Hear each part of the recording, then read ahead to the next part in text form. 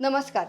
आज आपण वेद लीगलचे ॲडव्होकेट गजानन रहाटे यांच्याबरोबर चर्चा करणार आहोत. गेल्या 18 वर्षापासून रहाटे सर हे कोऑपरेटिव्ह लॉज, प्रॉपर्टी लॉज आणि विशेषतः society formation, conveyance, deemed conveyance आणि प्रॉपर्टी ट्रान्सफरचा जो काही ड्यू डिलिजन्स असतो त्याच्यामध्ये काम करत आहेत. कन्व्हेन्स डीड हे किती महत्त्वाचं आहे आणि किती गरजेचं आहे आणि हा कन्व्हेन्स कधी करायचा याबद्दल सविस्तर चर्चा करणार आहोत. नमस्कार सर. नमस्कार मॅडम. आपण सुरू करूया. आता सर, पहिला प्रश्न म्हणजे कन्व्हेन्स म्हणजे काय हे सर आधी आम्हाला सांगा. कन्व्हेन्स म्हणजे आपण हस्तांतरण म्हणतो. हो. एखाद्या सोसायटीत आपण जेव्हा राहतो त्या सोसायटीची जमीन ही अधिकृतरित्या त्या सोसायटीकडे हस्तांतरित होणं गरजेचं असतं. हो. त्यालाच आपण कन्व्हेन्स म्हणतो. हो. त्यामुळे कायद्यानं संबंधित बिल्डरवर एक बंधन घातलं की विहित मुदतीत, म्हणजेच आता कायद्यात 4 महिन्याची मुदत आहे सोसायटी झाल्यानंतर, त्या विहित मुदतीत बिल्डरनं सोसायटीला कन्व्हेन्स देणं गरजेचं आहे. जर एखादा बिल्डर विशिष्ट मुदतीत किंवा कायद्याने अपेक्षित असलेल्या मुदतीत कन्व्हेन्स देत नसेल तर त्या पर्टिक्युलर सोसायटीला टीम कन्व्हेन्ससाठी माननीय जिल्हा उपनिबंधक सहकारी संस्था यांच्याकडे अर्ज करता येईल. ती प्रोव्हिजन मोफाच्या सेक्शन 11 सबक्लॉज 3 मध्ये दिलेली आहे. एक ठराव पास करावा लागतो आणि त्या ठरावानुसार मग तिकडे अर्ज करावा लागतो. आता अर्ज केल्यानंतर माननीय जिल्हा उपनिबंधक अर्जाच्या गुणदोषावर म्हणजे मेरिटवर एक ऑर्डर करतात. त्याला डीम कन्व्हेन्सची ऑर्डर. बरोबर. ते डीम कन्व्हेन्सची ऑर्डर झाली की पुढे मग ती फॉर्मॅलिटी, एक्झिक्युशन किंवा त्याचं रजिस्ट्रेशन झालं की 7/12 उतारा किंवा प्रॉपर्टी गाळवा नावाची नोंदणी, या सगळ्या गोष्टी होतात. सर, आता पुण्यामध्ये पण बरेच मोठे लेआउट असलेले प्रोजेक्ट आहेत ज्याच्यामध्ये एकापेक्षा जास्त बिल्डिंग आहेत, 2, 3, 10 बिल्डिंग आहेत, असे प्रोजेक्ट आहेत. तर अशा प्रोजेक्टमध्ये सुरुवातीला काही 2-3 बिल्डिंगचं कम्प्लिशन येतं, पार्ट कम्प्लिशन येतं, अर्ध. तर अशा वेळेस सोसायटी तर फॉर्म होते, पण मग पार्ट कन्व्हेन्स होऊ शकतं का तेवढ्याच जमिनी? नाही. आता कसं आहे, आपण जेव्हा कन्व्हेन्ससाठी जातो, पहिली जी रिक्वायरमेंट आहे ती म्हणजे सोसायटी असणं गरजेचं आहे. बरोबर. एखाद्या इमारतीची सोसायटी असेल तर त्या सोसायटीचा आपण कन्व्हेन्स मागू शकतो. अच्छा. आता तो पार्ट असेल किंवा पूर्ण असेल असं आपल्याला सांगता येत नाही किंवा तसा अंदाज करता येत नाही. सोसायटी असेल तर आपल्याला कन्व्हेन्स मागण्याचे अधिकार प्राप्त होतो. आणि जर सोसायटी असेल आपण कन्व्हेन्स बिल्डरला मागू शकतो आणि बिल्डरनं दिलं नाही तर आपण आता जसं बोललं की डीम कन्व्हेन्स करू शकतो. सर, असा सोसायटीचं हँडओव्हर झाल्यानंतर प्रश्न येतो कन्व्हेन्स डीड. म्हणजे कन्व्हेन्स डीड कधी करावं हा सगळ्यात मोठा प्रश्न आहे सर. त्याबद्दल थोडंसं सांगा. महत्वाचा प्रश्न आहे मॅडम. कन्व्हेन्स फार महत्वाचा विषय आहे. एकदा सोसायटी फॉर्म झाली, तिचं हँडओव्हर झालं की आपल्याला कन्व्हेन्स करून घेणं फारच महत्वाचं ठरते.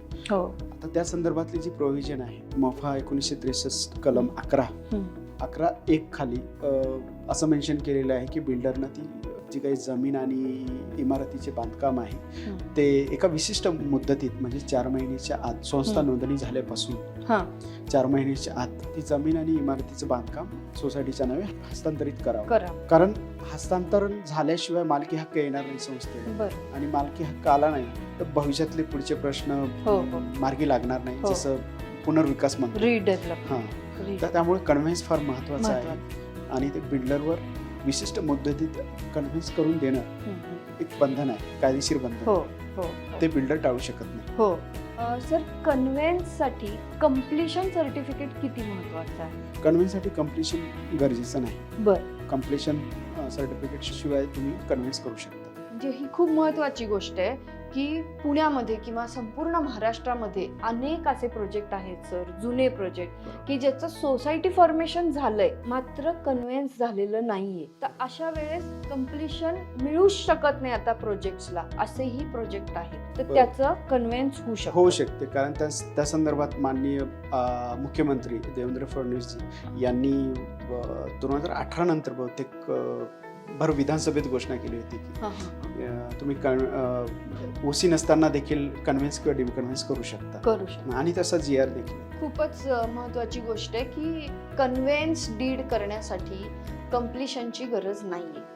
सर आता हाच विषय पुढे नेऊ आपण की आता मी जसं म्हटलं की जुने बरेच प्रोजेक्ट आहेत ज्याचं कंप्लिशन येणार नाही किंवा आता येऊ शकत नाही, तर अशा केसमध्ये बिल्डर सुद्धा कॉन्टॅक्टमध्ये नसतात. बरोबर. बिल्डरला शोधत बसणं इम्पॉसिबल गोष्ट आहे. अशा केसमध्ये सर डीम्ड कन्व्हेन्स आपण सगळे ऐकतो, आम्ही पण ऐकतो की डीम्ड कन्व्हेन्स, बिल्डर शिवाय कन्व्हेन्स. सर ह्याच्याबद्दल आम्हाला जरा माहिती द्या सर. डीम्ड कन्व्हेन्स म्हणजे एक मानवी हस्तांतरण आहे आणि ते जिल्हा उपनिबंधक सहकारी संस्थाचे जे जिल्हा उपनिबंधक असतात ते ही मानव अभिहस्तांतरण त्यांच्या कार्यालयात ही मानवी अभिहस्तांतरणाची प्रक्रिया पार पडते.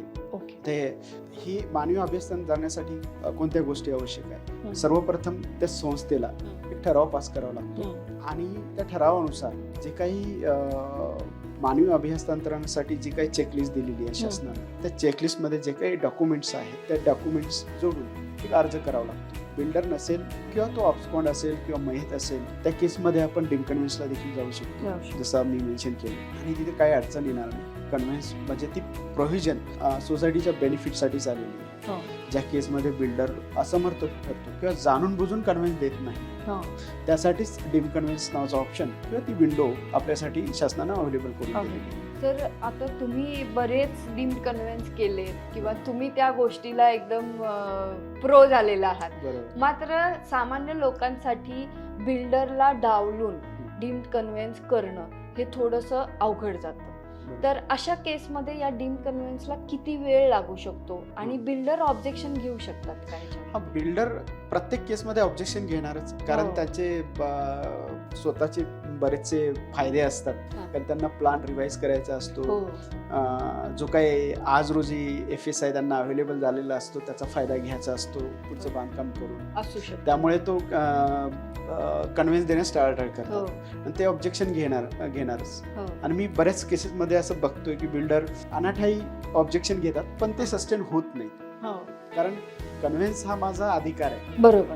कारण जोपर्यंत मला मालकी मिळत नाही तोपर्यंत माझे राईट सेक्युअर होणारच नाही. बरोबर. त्यामुळे बिल्डर मला अडू शकतो, तो माझा अधिकार. सर डीम्ड कन्व्हेन्सला किती वेळ लागतो साधारण? तर हे डीम्ड कन्व्हेन्सची प्रोसेस जर तिचा विचार केला तर सर्वप्रथम आपल्याला माननीय जिल्हा उपनिबंधक यांच्याकडे अर्ज करावा लागतो. तिथं वेळोवेळी सुनावण्या घेतल्या जातात. बिल्डरला शोकोज नोटीस दिली जाते, त्यात विचारलं जाते कन्व्हेन्स का करू नये, डीम्ड कन्व्हेन्सचा अर्ज यांचं काम मंजूर करू नये, तर कारणे दाखवा नोटीस दिल्या जाते. ते त्यांचे म्हणणं मांडतात. ह्या प्रक्रियेत तशी 6 महिन्याची मुदत दिलेली आहे माननीय जिल्हा उपनिबंधकांना की 6 महिन्याच्या आत असे प्रकरण एक्सपिडिएट करावे.